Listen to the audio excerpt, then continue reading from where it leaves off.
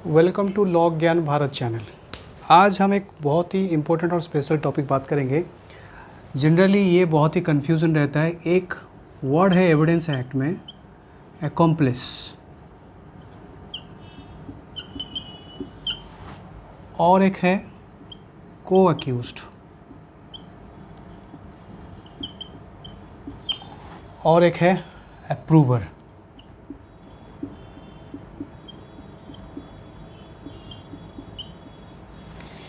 ये तीन चीज़ कहाँ पे दिए गए हैं? ये तीन चीज़ एविडेंस एक्ट पे दिए गए हैं और रेफरेंस कहाँ पे है? Sections 133 of Indian evidence act और sections 114 illustrations B of Indian evidence act. ये दोनों को कंपैरिजन करके पढ़ेंगे और इसमें डाउट क्लियर करेंगे। अकॉम्प्लिस क्या है, को अक्यूज्ड क्या है और अप्रूवर क्या है।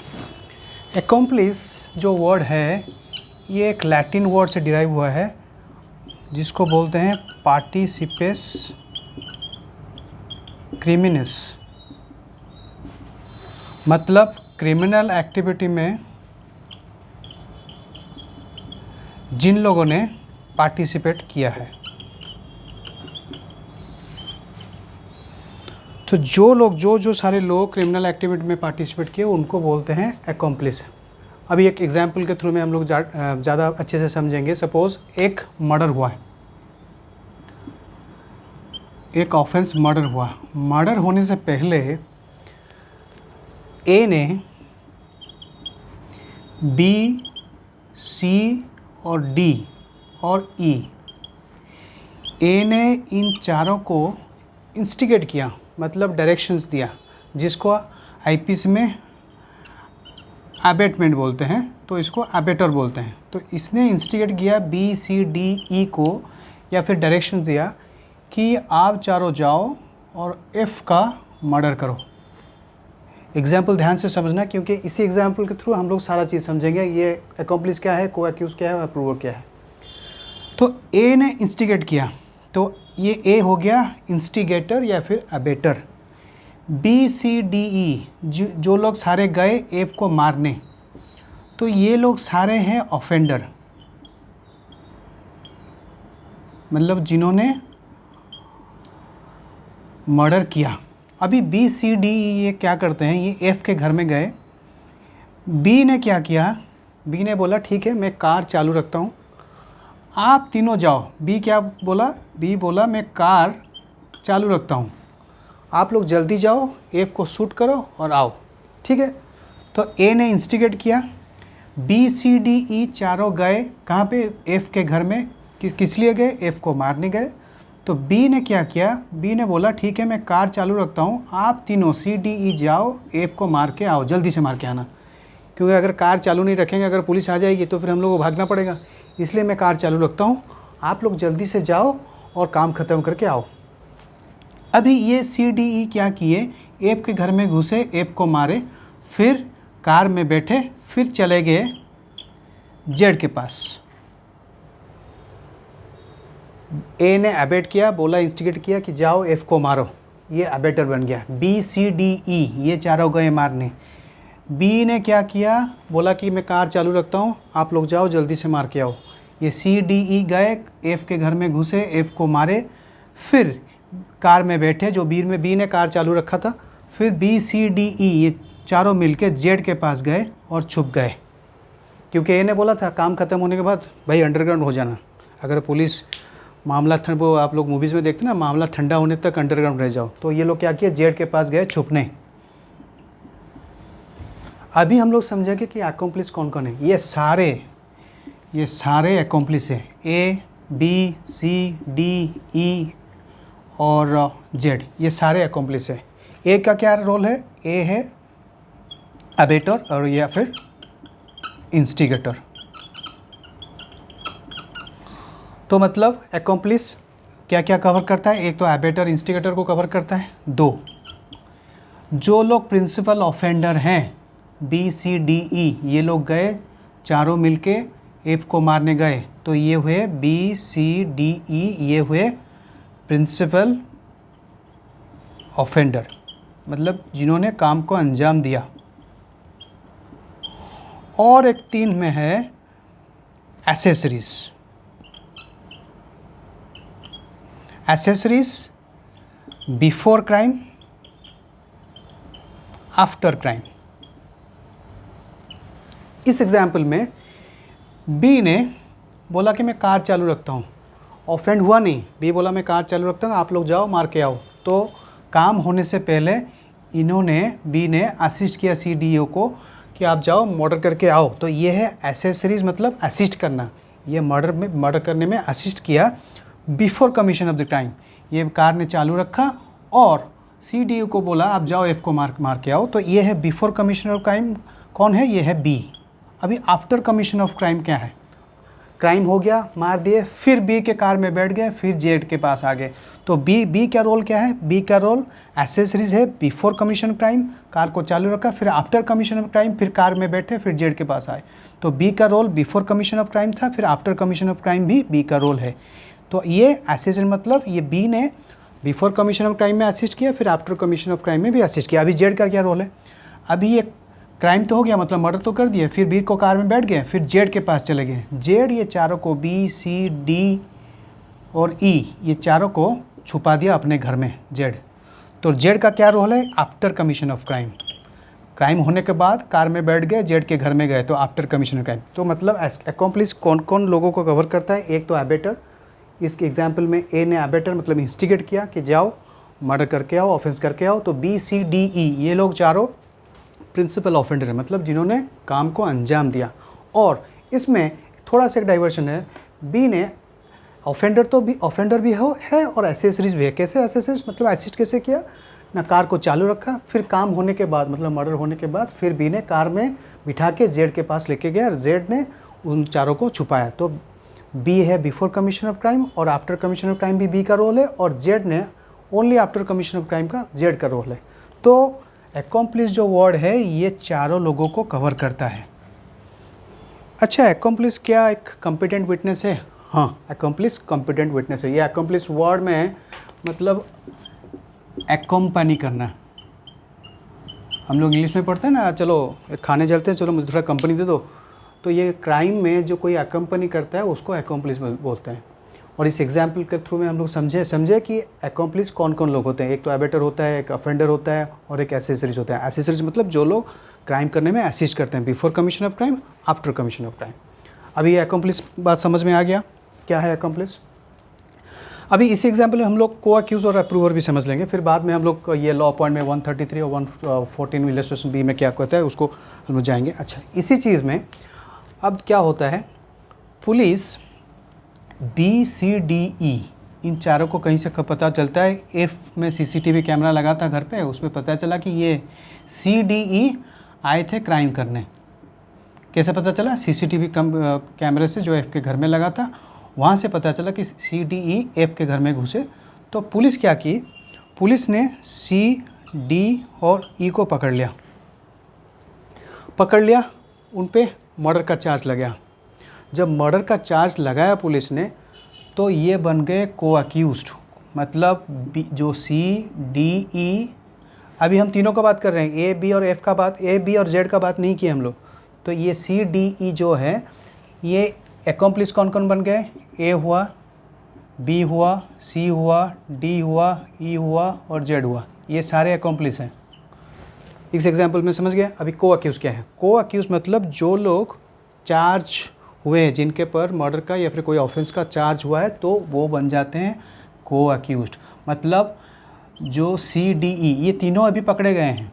ये पुलिस को पता नहीं था कि ए का इन्वॉल्वमेंट है या फिर बी का इन्वॉल्वमेंट है या फिर जेड का इन्वॉल्वमेंट है। अभी एक स्टेज में, बाकी बाद में हम लोग बात करेंगे। तो अभी करंट स्टेज में जब सीसीटीवी कैमरे से पता चल जाए कि सी टी ई ये तीनों इन्वॉल्व में हैं क्राइम में, तो ये सी डी ई के को अक्यूज्ड है, डी सी और ई का को अक्यूज्ड है, ई सी और डी का को अक्यूज्ड है। को अक्यूज मतलब अक्यूज तो तीनों हैं बट इंडिविजुअली वो दूसरे अक्यूज्ड के कंपनी दिए थे, इसलिए उसको को अक्यूज बोलते हैं। अभी समझ में आ गया क्लियर कॉन्सेप्ट? एक्कम्प्लिस और को अक्यूज मतलब जो अक्यूज्ड उन पे चार्ज दिया गया, मतलब जिनके अगेंस्ट में चार्जशीट फाइल हुआ है, जिनको ट्रायल के लिए भेजा गया।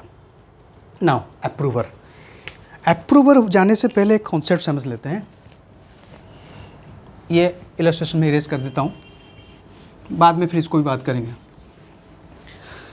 अच्छा, अप्रूवर कौन है? ये जो को एक्यूज्ड है वो कॉम्पिटेंट विटनेस नहीं है।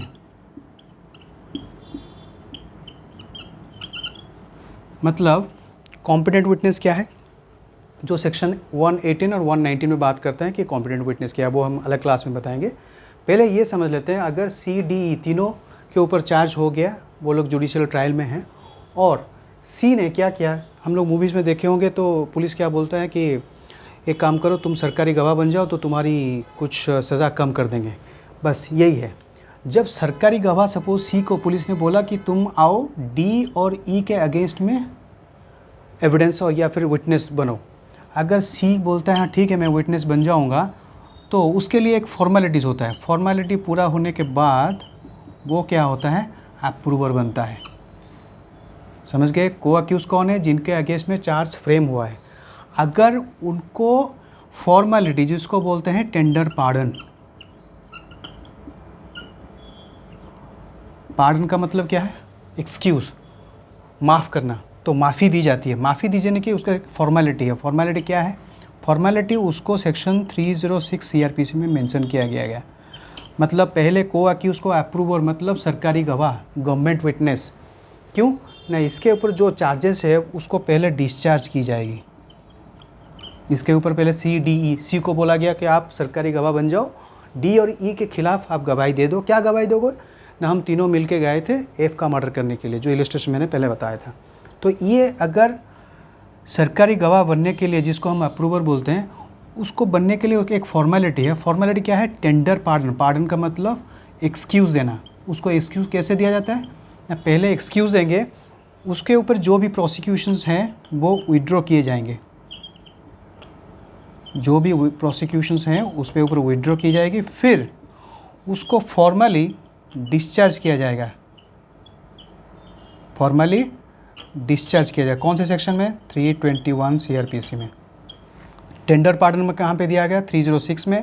उसका प्रोसीजर क्या है? जो प्रोसिक्यूशन है उसके अगेंस्ट में सी में उसको विड्रॉ किया जाएगा, फिर उसको फॉर्मली डिस्चार्ज किया जाएगा, फिर उसके बाद मतलब उसके अगेंस्ट में जो भी चार्जेस है उसको डिस्चार्ज, खारिज किया जाएगा। फिर उसके बाद वो अप्रूवर बनेगा, मतलब सरकारी गवाह बनेगा। अभी एक ट्विस्ट है। अभी लास्ट एग्जाम्पल में हम लोग क्या किए थे? अकॉम्प्लिस कौन कौन है? अकॉम्प्लिस है ए, जिसने अबेट किया था, जाओ एफ को मार के आओ। बी सी डी ई ये चारों गए थे, आपको याद होगा इलस्ट्रेशन बताया। बी ने कार को चालू रखा और जेड ने ये चारों को छुपाया। अभी समझ गए हम लोग अकॉम्प्लिस क्या है, को अक्यूज क्या है, अप्रूवर क्या है। को अक्यूज्ड एक कॉम्पिटेंट विटनेस नहीं है। क्यों नहीं है? जो क्राइम करता है उसके ऊपर कैसे विश्वास किया जाएगा कि वो जो भी गवाही देगा वो सही देगा या गलत देगा?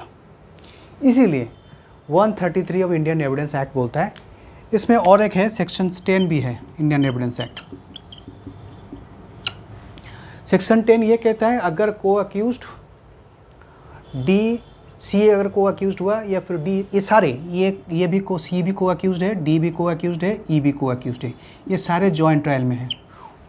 तो उसमें ये सेक्शन 10 ये कहता है कि अगर सी डी और ई के खिलाफ कोई गवाही देता है, that may be taken into considerations. May, the word इसमें मे हैज़ बीन यूज्ड, मतलब डिस्क्रिशन, कोर्ट का डिस्क्रिशन है कि वो जो गवाही को एक्सेप्ट करे, टेक इनटू कंसिडरेशन कर सकता है या फिर नहीं कर सकता। मगर को अक्यूज जब अप्रूवर बन जाता है तब रोल आता है सेक्शंस 133। यहाँ पे रोल क्या है? को अक्यूज का रोल सेक्शंस 10 में रोल आता है, section 10 of Indian evidence act. हालांकि ये जो भारतीय साक्ष्य अधिनियम जो 1 जुलाई 2024 से एप्लीकेबल है, वो कॉन्सेप्ट सारे सेम है, बाकी खाली जो सेक्शंस है उसमें थोड़ा अलग है, वो हम बाद में बता देंगे आपको। बट आप आज खाली कॉन्सेप्ट में ध्यान रखें। तो ये को अक्यूज्ड का केस है वो सेक्शन 10 में कवर होता है, और अप्रूवर आता है sections 133 with reference two sections 306 and section 321 of CrPC. जब को अक्यूज्ड अप्रूवर बन जाता है तो ये कॉम्पिटेंट विटनेस बन जाता है। इसीलिए बोलते हैं accomplice includes approver and trap witness, but not को अक्यूज्ड। क्या मैंने बताया? accomplice includes approver and trap witness but not को अक्यूज्ड। को अक्यूज्ड क्यों नहीं है? लॉजिक मैंने बताया, क्योंकि अगर वो को अक्यूज्ड है उस पर ऊपर भरोसा किया नहीं जा सकता, बट उसको अगर टेंडर पार्डन दिया गया, उसको एक्सक्यूज़ दिया गया, तो वो बन जाता है अप्रूवर, और अप्रूवर अगर बन गया तो accomplice इंक्लूड्स अप्रूवर। अच्छा, सेक्शंस accomplice जो है वो 133 में इंडियन एविडेंस में बताया गया है, को अक्यूज सेक्शन 10 में बताया गया, अप्रूवर भी सेक्शन 133 में बताया गया। कैसे? क्यों ना accomplice इंक्लूड्स अप्रूवर। यहाँ पे 133 of the Indian evidence act बोल रहा है कि accomplice, जो भी accomplice है, shall be competent witness and convictions can be based on uncorroborated testimony of accomplice। क्या बोलता है section 133? accomplice shall be, accomplice shall be, word shall has been used, मतलब मैंडेटरी।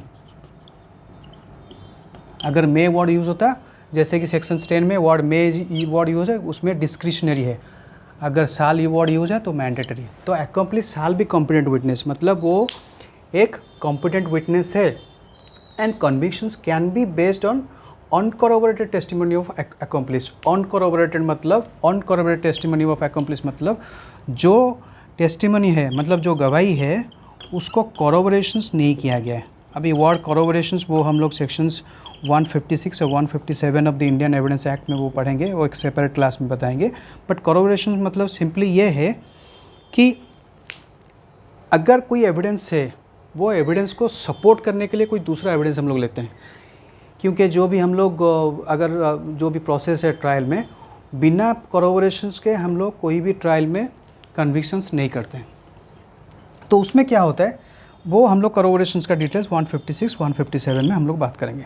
तो इसमें ये बोलता है accomplice shall be competent witness and convictions, conviction हो सकता है on sole testimony of, sole uncorroborated testimony of accomplice, मतलब corroborations करने का ज़रूरत नहीं है, समझ गए? सपोर्टिंग एविडेंस का ज़रूरत नहीं है। 133 बोलता है कि accomplice अगर competent witness है, अगर accomplice बोलता है कि हाँ ये क्राइम हुआ है, तो उसके एविडेंस के बेसिस पे कन्विक्शंस हो सकता है। साल, ये वर्ड यूज़ हुआ, साल हो सकता है।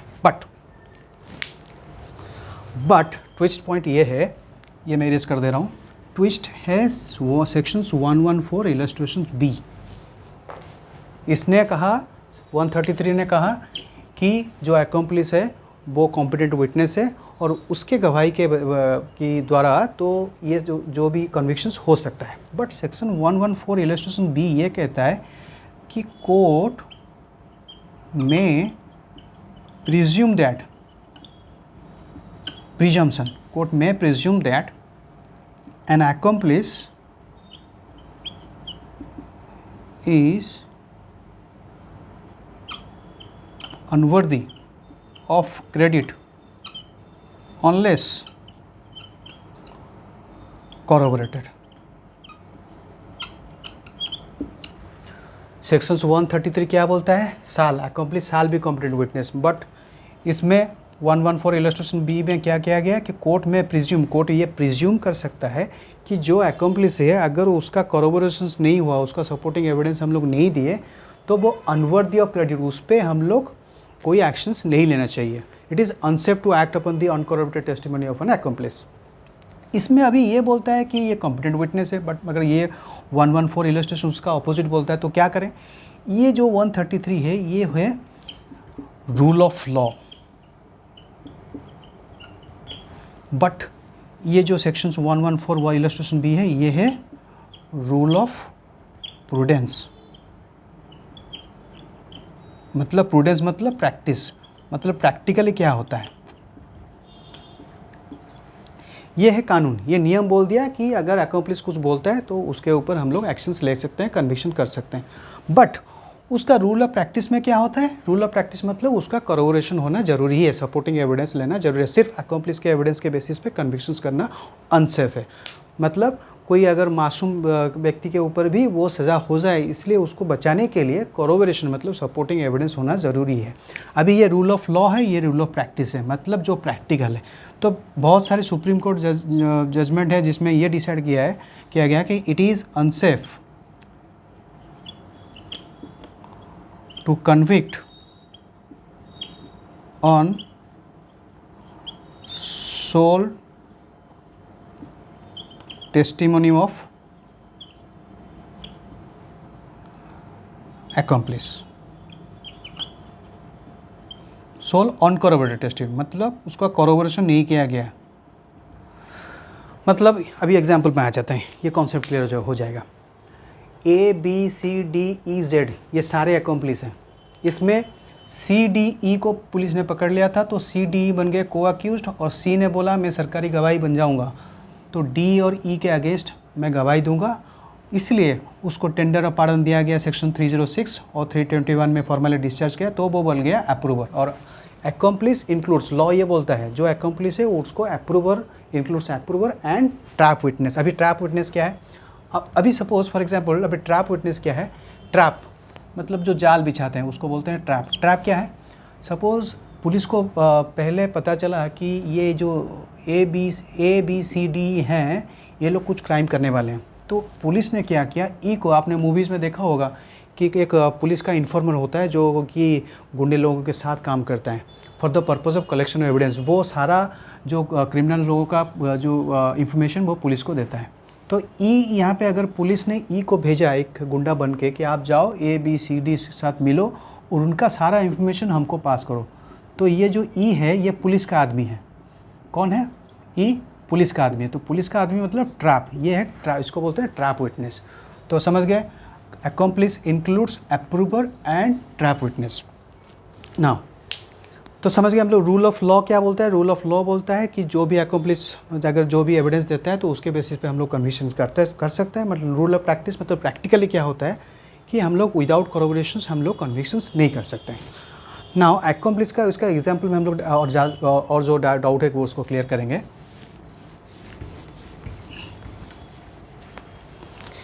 अकॉम्प्लिस क्या है?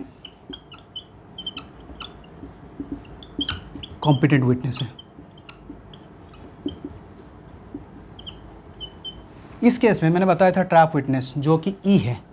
ई ने ए बी सी और डी तीनों के साथ मिलके ई ने ये क्राइम को अंजाम दिया था। ठीक है, तो ई कौन है? ई है ट्रैप विटनेस। मतलब पुलिस ने भेजा था कि आप जाओ इनके साथ मिलो और हमको एविडेंस कलेक्ट करके दो। तो ये जो है ये कॉम्पिटेंट विटनेस है। इसके अगेंस्ट में चार्ज नहीं बनेगा क्योंकि पुलिस ने भेजा था कलेक्शन ऑफ द एविडेंस। ये जो काम कर रहे हैं, जो भी अब क्राइम कर रहे हैं एविडेंस कलेक्ट करने के लिए, तो ई को भेजा गया था। तो ई एक कॉम्पिटेंट विटनेस है, उसके अगेंस्ट में कोई भी चार्ज नहीं लगेगा, वो अक्यूज नहीं है, ये कॉम्पिटेंट विटनेस है। और अकॉम्प्लिस इंक्लूड किसको? ना एक अप्रूवर को और ट्रैप विटनेस को। अभी ये ई जो है ये बन गया ट्रैप विटनेस। अभी अप्रूवर कौन है? जो सी डी ई के केस में जो सी ने बोला कि ठीक है मैं डी और ई के अगेंस्ट में दूंगा, और फिर हम लोग तीनों मिलके ये क्राइम किए गए जिसको टेंडर ऑफ पार्डन मिल गया था। को अक्यूज जब टेंडर ऑफ पार्डन मिल जाएगा वो को अक्यूज नहीं रहेगा, वो बन जाएगा अप्रूवर।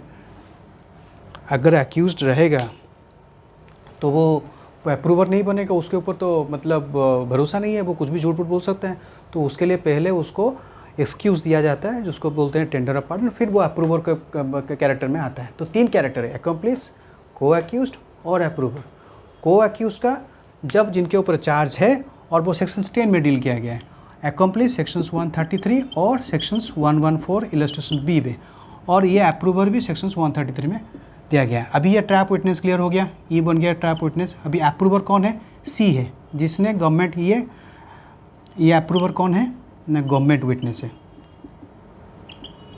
सरकारी गवाह। सरकारी गवाह मतलब जिसको पार्डन दिया जाता है, टेंडर ऑफ पार्डन। अच्छा, अभी आप पूछोगे इलस्ट्रेशंस में हम लोग ई का रोल जान गए, बी सी डी का रोल जान गए। अभी जेड और ए का क्या करें? क्योंकि पुलिस ने तो सी डी और ई को पकड़ के ले गया ना, इनके अगेंस्ट में चार्ज दे दिया, तो फिर ये को अक्यूज बन गए। अभी ये बी, ई और जेड का क्या करें? अभी ड्यूरिंग द इन्वेस्टिगेशन में क्या होता है कि पहले तो सी डी ई सीसीटीवी जब एफ के मर्डर करने के लिए गए थे, उसके घर में से सीसीटीवी में पता चल गया कि सी डी ई ने क्राइम किया है। अभी जब अप्रूवर बन जाता है, जब सरकारी गवाह बन जाता है, सी ने सारा पोल खोल दिया। कैसे? उसने बता दिया जी ये खाली सी डी ई नहीं है, ए ने हम लोग को बताया कि जाओ मर्डर करो।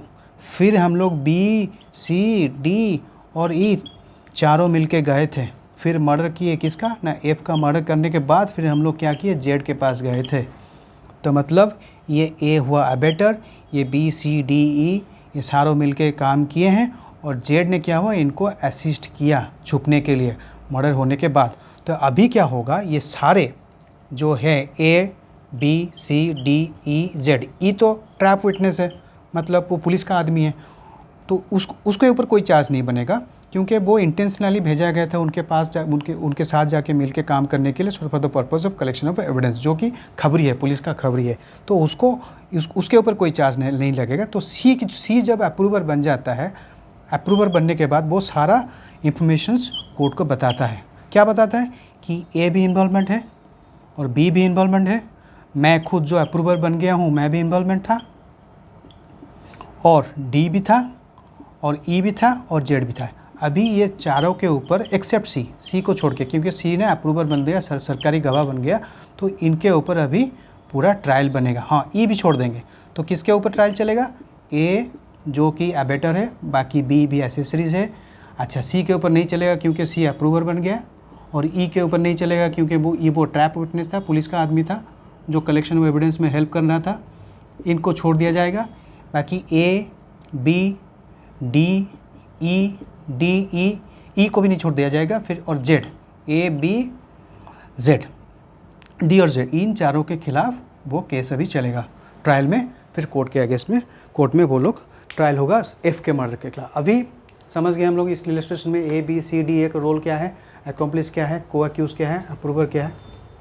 तो ये जो कॉन्सेप्ट है अकॉम्प्लिस, को अक्यूज़, अप्रूवर, सिंपल सा कॉन्सेप्ट है, बट हमेशा स्टूडेंट्स लोगों का डाउट रहता है। बाकी डिटेल्स, ये बहुत ही इंपॉर्टेंट क्वेश्चंस है, जो कि जुडिशरी स्टूडेंट, लॉ स्टूडेंट हो या फिर जुडिशरी एस्पिरेंट हो, ये बहुत ही इंपॉर्टेंट कॉन्सेप्ट है। ये क्वेश्चंस आते हैं जनरली जुडिशरी मेंस क्वेश्चंस में। तो और ये कन्फ्यूजन रहता है कि अकॉम्प्लिस का स्टेट क्या है, को अक्यूज़ का स्टेट क्या है, अप्रूवर क्या है, इसमें कन्फ्यूज़ नहीं होना है। सिंपल सा चीज़ है। बाकी अगर आपका कोई डाउट है तो आप कमेंट सेक्शन में पूछ भी सकते हैं, उसका हम लोग बताएंगे। और बाकी ये अगर वीडियोज़ आपको अच्छा लगे तो लाइक करें, और सब्सक्राइब करना तो ना भूलें, और शेयर करें। और हाँ, हमारे फ्री क्लासेस चल रहे हैं, आप चाहें तो फ्री क्लासेस ज्वाइन कर सकते हैं, जो लिंक वीडियोस के नीचे आपका लिंक मिल जाएगा, उसमें ज्वाइन करें। हम लोग आपको डिटेल्स में ये सारा कॉन्सेप्ट का डिटेल्स हम लोग नोट्स भी देते हैं, उसका कॉन्सेप्ट भी और डिटेल्स में हम लोग समझाएंगे प्रैक्टिकल एग्जाम्पल देके। और हाँ, ज़रूर आप इस वीडियोज़ को सब्सक्राइब करें और लाइक करें, कमेंट करें। Thank you.